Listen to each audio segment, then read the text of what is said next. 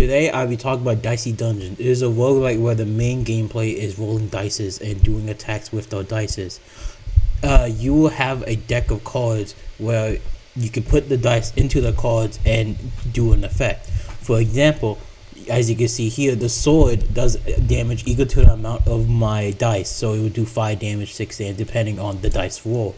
My opponents also have these cards, and they also roll a dice. You can see that near my health there's an icon for like how many dice I get in total. As you level up, you will get more dice, and you will get fully healed, more HP, and you will sometimes get an upgrade depending on the character. As we can see the frog. The frog has more cards, unique cards to himself, since he has a sword and a shield. Right now, I'm playing as a warrior, and his main gimmick for the Fury, which every character has a different type of ability, but for the warrior, he does the action twice. As we later see on, most of the time, I would just use it to deal 6 damage, 6 damage times 2, 12 basically. Whenever I can, like right here, I do 8, but it killed it, so there was no point. One thing I do like about this game is that you're not necessarily locked into like a certain play style. If you just pick that class, you can just do a lot of different things. So right now, you can see I have both poison and fire. I picked them up earlier.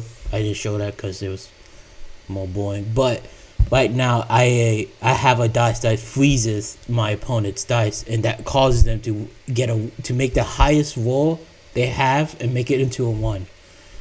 And right now you can see another status called weaken. It weakens one of my cards depending on what that number is. So if it's 2, it weakens 2 of my cards. Excuse me.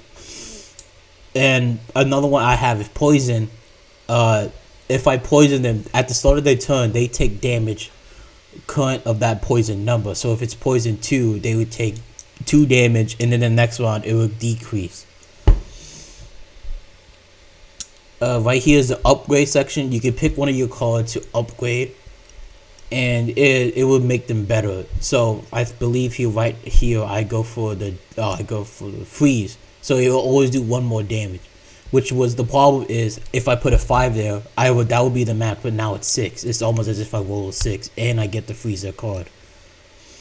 One thing I don't like about this game is the farther you go up, the harder the game just feels like it's cheating most of the time.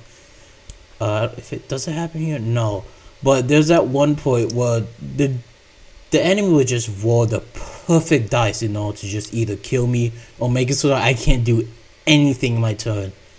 And it just gets really annoying the higher up.